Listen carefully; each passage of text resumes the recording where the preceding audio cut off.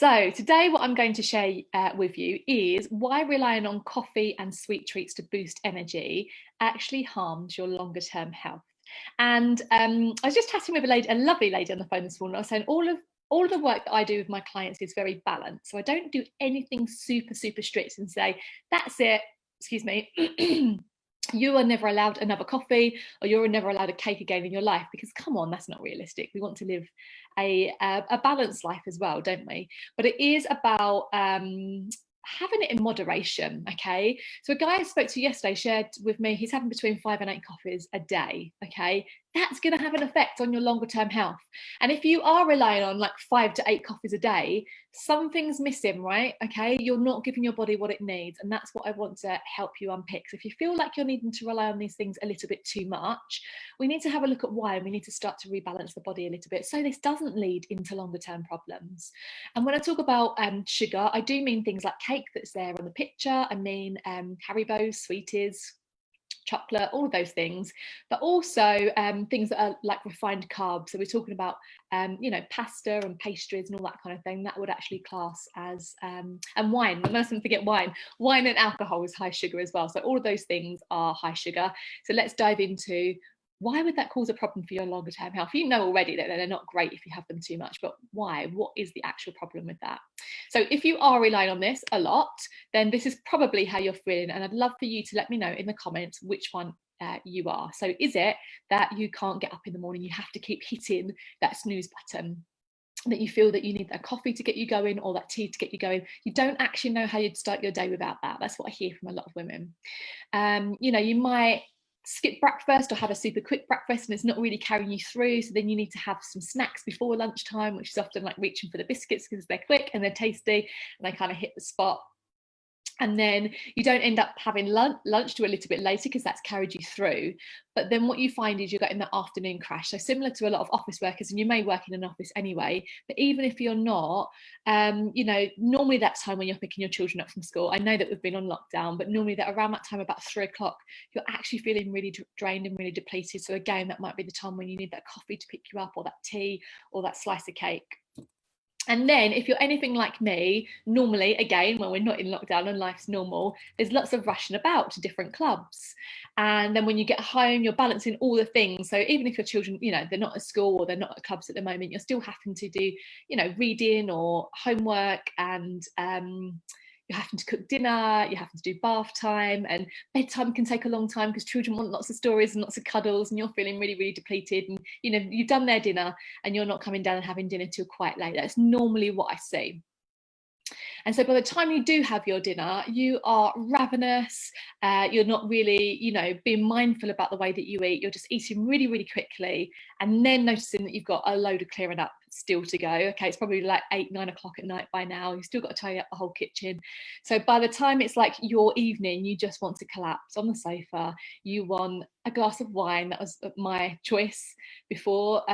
Or a lot of women say that's when I reach for the chocolate bar, a big chocolate bar, or a family-sized packet of biscuits come out, and you're just trying to relieve stress in probably the only way that you know how, right? That worked for you maybe in your 20s, and it's just something you've carried on because it does help to relieve stress. And we're going to do what we can for this short-term coping strategy. So let me know what one of that. Are you all of that? Is there one particular part of that? Are you like, oh, mine's the evenings, or oh no, mine's the mornings, I can't get up? Let me know which one it is. Let me have a look at the comments before I move on and see what you're sharing with me. Hi Lynn, nice to see you. Hi Katie, nice to see you.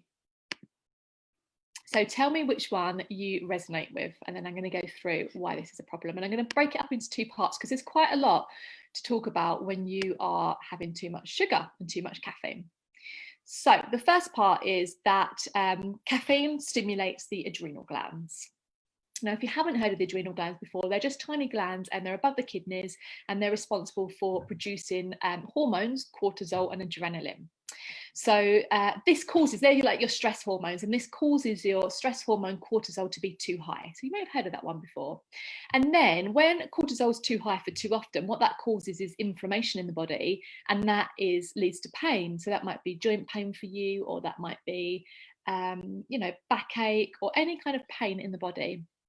if you've had this inflammation for a while. So when you overstimulate these glands, it leaves you with low energy, it leaves you with lots of cravings, and it's also worth noting that all of your hormones work together, okay, and they work together like a symphony. So if just one is out of balance, so it might just be, you know, your cortisol is high all the time, that can actually throw all of your other hormones out too. So it's kind of like a vicious cycle. And a lot of the time people will ask me at this point, what is too much coffee? What is too much sugar? So I'm going to give you some really simple guidelines, and it's worth saying that it will differ from person to person. It depends what your tolerance is like to caffeine. It depends, you know, how your body mass, how you're metabolizing it. But to give you a rough idea, I would say that if you need coffee every single day, it's probably too much. It's probably like you're relying on it and you're not really having it because you're really enjoying it. You're having it because you feel that you need it. So I like to give a guideline of about 4 coffees a week, so 1 every other day. Tea is a little bit different. You can go up to 2 cups of tea a day. And then with sugar, I'd say if you're relying on refined sugar every single day, it's probably too much. So yes, you're going to have treats. You might have treat nights. You can have birthdays. All of that's fine. You're going to have, you know, sugar in fruit, and you can have too much sugar even through natural foods, but that isn't the problem for most people. It's normally that they're enjoying, you know, a lot of these cakes, the sweets, the biscuits. So again, just to say, if you're relying on it every single day, it's probably that you're having a little bit too much. We want to find a little bit of balance. So let's talk about the other problem. So the other problem with too much sugar, too much caffeine, is this is what happens to your adrenal glands. Okay, so on this slide I've put a picture here of the body, and you can see this is the endocrine system, and here are the adrenal glands. So I was saying before, they're just on top of the kidneys there. So if your stress hormone cortisol has been running high for a while, then your adrenal glands become tired. This is actually what happened for me. So I actually had adrenal fatigue, and a lot of people, it's quite common, but it's not diagnosed very often, and it's not recognised, I guess, by the medical industry. But for me, I was happy to have any kind of diagnosis that was going to help me recover, and the protocol actually helped me recover really, really quickly. So I was happy to do whatever it took really to feel better, whether it was a medical diagnosis or not. So when your adrenal glands when they become like tired, then you're not able to produce enough cortisol and enough adrenaline when you need it, and you may be producing it at the wrong times. So for me, I wasn't producing it when I needed to get up in the morning, and I didn't have that energy to get up, but then I was producing too much of it at night time. So I'd feel like I'd have palpitations at night and I wasn't able to calm my body down, not helped with having sugar or caffeine. I mean, I wasn't drinking coffee at bedtime, but maybe chocolate, which has obviously got caffeine in it, or maybe even watching stimulating TV that was actually producing, you know, that adrenaline. So it's getting that adrenaline rush in the evenings, which meant that although I was tired all the time, I wasn't able to sleep at bedtime. So let me know if this ever happens to you. Do you ever feel tired but wired? So you're tired all day long, can't wait to get into bed, but then when you do get into bed, you just can't sleep. Especially if you're anything like me and your husband is next to you who's snoring, which never helps. So it's not just caffeine and sugar that can produce too much of these stress hormones. There's lots of different things in your life that could be going on.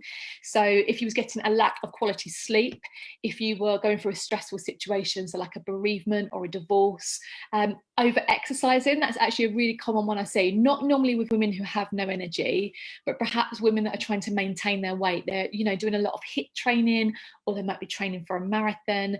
And if your body's very, very stressed, that might not be the right thing for you at the time. And another one I see with women is that they overgive. So you're giving to everyone else, but you're really, really depleting yourself. So all of these things are causing your stress hormones to run high. But just for this training, we're concentrating on the sugar and the caffeine, because that's a big problem that I see in the community that's happening a little bit too much. And if we can get control over it, then you're actually going to be able to really help your health. So let me know if this is making sense to you. Type "got it" now. If you're watching live on Facebook, or if you're watching the replay, just type "got it," and that you're understanding, that you're following, because it's helpful for me to know when I'm giving you the right information that you're able to follow it and make sense of it as well. Okay, so also want to talk about the blood sugar balance as well, which again, I'm sure you've heard of blood sugar balance, but having this caffeine or having this sugar can actually spike your blood sugar levels. So can things like simple carbs, we're talking about bread and pasta. So we're going to spike the blood sugar levels here, you can see on the chart. And what that happens is it puts you into this fat storage mode. So this is when it's really, really hard to lose weight because you're kind of stuck there. But if you have spiked the blood sugar levels, often they come back down again. And then this is when you start to feel like your energy is crashing, your cravings are increasing, and then it's going to put you straight back up there again. So again, this is like another cycle that's easy to get stuck in, isn't it? So what we're really looking to do is to balance the blood sugar levels as quickly as possible. And actually that can be done quite easily through the diet, but you just need to make time to plan, to make sure that you've got the right foods in and that you're not just relying on convenience foods, because when you rely on convenience foods, often you're just going to get stuck in this cycle. So let me know if that's good news. If you're feeling like that, if you're ever feeling, shaky, weak, hangry, or you're feeling like you're losing focus, concentration, all of those kind of things are showing us that your blood sugar balance isn't quite stable. So is that you? That was definitely me. I used to feel shaky all the time. And as soon as I ate, like instantly, as soon as I ate, I would feel immediately better. So that was kind of showing me that it was definitely that blood sugar balance. So I would, secret letter. I added this slide in to remind me. I knew I'd go off on tangents and forget to talk to you about the secret letter. So here we go. If you're playing along and you would like the menu plan on Thursday, that's going to help you with anxiety and going to help you with stress. And the recipes are delicious and they're really going to be very valuable to you. The letter for today is A. So that's A for alpha or A for apple. Okay, so you need to go back to yesterday's if you haven't got yesterday's letter, but today's letter is A. So I hope you're playing along with the fun that we're having. Okay, so I want to give you a couple of examples just to see, see what you can relate to, see if this makes sense to you. So this is me and my husband, John. We're there in the garden. It looks like we're having a Pimm's. And I definitely used to drink too much. I wouldn't have said that at the time because I didn't think that. I felt like what I'd done was normal because everyone around me was doing it. So that's often how it feels, right? If everyone's doing it, you can kind of convince yourself that it's normal. But just because it's common doesn't mean it's normal. Two complete separate things. But after a busy day with the kids, because I did used to be, I say just a stay-at-home mum, you know what I mean. I mean, it's not just a stay-at-home mum, but I wasn't trying to balance work as well. But my children were very young, they needed me all the time. And I really used to feel like a glass of wine was my release after a busy day, or hear a Pimm's after a busy day. And John and I would kind of bond over it. It was kind of like our adult time, right? It would go down really nicely, and I might have a glass of white in the summer or a glass of red in the winter. I do still drink, by the way, but just a lot less. And sometimes, even after a bottle of wine, we would have a gin and tonic, just to like round things off nicely. And I did mention in my training yesterday that I used to suffer from debilitating back pain. I had it for many, many years, and it's very much under control now. But having a glass of wine would really take that edge off the pain for me. It would just help me forget about it and not concentrate on it for 5 minutes.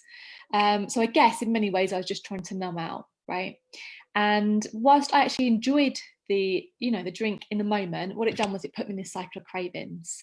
So it would spike my blood sugar levels at night time, and then in the morning they would crash, or I'd wake up and I'd want to opt for something quick. So I might have like a pastry or something like that, and then I'd be telling myself, and we spoke about this yesterday as well, you've got no willpower, you're making bad decisions. And not be talking to myself in a very positive way, which we spoke about this yesterday as well. That doesn't motivate you to want to do better, okay? If you're not talking to yourself very nicely, it certainly doesn't motivate you. So it put me in this cycle of cravings, and I used to think that I would make these bad food choices because I was weak-willed, but it wasn't that. It was because the alcohol was putting me in this cycle with the blood sugar levels up and down. So if you feel like alcohol is your choice, that's what helps you feel relaxed, that's what helps take maybe the edge off some pain for you, let me know in the Facebook comments now, what is your preferred drink? I would love to know. I'm definitely more of a gin girl these days because wine tends to give me a headache. What about you? So I just want to give you an example of this with a client as well. This is a client I had called Vicky, and she actually enjoyed a glass of wine most evenings as well. And when I first suggested to her about drinking a little bit less, didn't go down very well because she didn't have any other ways of relaxing, right? So what we done was we balanced her blood sugar levels first of all, so she wasn't feeling like she was craving that wine in the evenings. So once the blood sugar levels were balanced, then she was happy to agree to a couple of nights alcohol-free a week. And it's only when she'd done that that she actually had a comparison between the days that she was drinking and the days that she wasn't. And she was able to notice how much more clear-headed she felt without the alcohol. When she was drinking all the time, she didn't notice the difference, right? She thought she felt fine. And it's only when she could compare. So then she started to feel a lot more balanced. She started to, when she was reading to her daughter at night, one of the things she told me before was, I just wanted to get it over and done with because I needed to get down because I needed to have my dinner. So again, she was feeling very hangry, very impatient, you know, snapping at her daughter, which she didn't want to do. And once you cut out the alcohol for just a couple of nights, you know, balancing the blood sugar levels a lot more, she was able to become a lot more patient and not need that food immediately. And that's a nice thing about having your blood sugar levels balanced, is you don't feel like you need to eat that second. Hunger comes on more gradually rather than all of a sudden, like a monster that's coming out from within. So that then led on to other things. So she was saying before she would like a Diet Coke in the day and some Haribos to keep her going, maybe about 3 o'clock. And she just didn't feel that she needed that stuff. So we actually went for a period of, quite often we do this, was we'll swap over to maybe healthier snacks, like, I'm trying to remember the name of them now. You know, the Grays kind of snacks would do that kind of thing. So you're still used to having something to eat, and then basically we will wean off. And she was just feeling like a lot happier. So maybe it's not wine for you. And actually a lot of the time when I do this training, a lot of people will share in the comments, it's not wine for me, it's biscuits or it's chocolate. So let me know if that would help you to start to balance your blood sugar level so you didn't feel like you had these cravings anymore. Sam says, definitely makes me feel relaxed. Yeah, vodka and Diet Coke for me. Wine and beer don't agree with me. Oh, it's all right, Sam. Sam says, sorry, I'm late. Can't believe the time. Katie says, Coke. Yeah, the thing with Coke is, I know it picks you up, but there are a lot of chemicals in it. You know, the longer the shelf life, the shorter the human life. That's one of the quotes that always stuck with me. So when we're thinking about health, we want things that go off quickly, although it's inconvenient because we have to keep going to the shops. Like fruits and vegetables don't last very long. If you're going to squeeze your own orange juice, it's not going to stay fresh for very long. You'd need to drink it that day. Coke could stay on the shelf for 20 years and it will still be as fresh as the day it's made, which just shows how many chemicals there are. And it's the body that has to deal with all of that, especially the liver. So we're putting a very big demand on our body. Plus, we're spiking those blood sugar levels all the time, which is then giving us other cravings. So it's definitely something that you'd want to consider cutting back on. But the way to do that is to stabilise the blood sugar level. So let me know if this has been helpful for you. Now, Lynn says, no alcohol at the moment because I have 2 little ones and too tired, but chocolate and sweets. Yeah, that's really common. So let me know if this has been helpful for you. So this is secret 1. And then tomorrow we're going to talk about secret 2, which is why healthy eating may be making you feel more tired. So a lot of women come to me, so I've tried healthy eating, I've tried eating more vegetables, or I've tried this diet, I've tried that diet, and I felt worse. And actually I mentioned in my training yesterday that I tried diets like when I wanted to lose baby weight, I tried paleo, I tried actually done Slimming World years and years ago after I had my son. I done Joe Wicks, like lots of you here. I tried lots of things, but they didn't make me feel better, and that's why I wanted to find a different way. So yes, they helped me lose weight, but I was probably feeling more stressed out and overwhelmed with the amount of cooking and recipes and everything else and exercise that I had to fit in, when really what I needed to do was be reducing my stress, not adding to it. So this is what we're going to run through tomorrow. I'll be back at 12 o'clock then. I'll be sharing another secret letter. Let me know if you're coming to the training tomorrow and if this was helpful for you, and I will see you then. All right, bye everyone.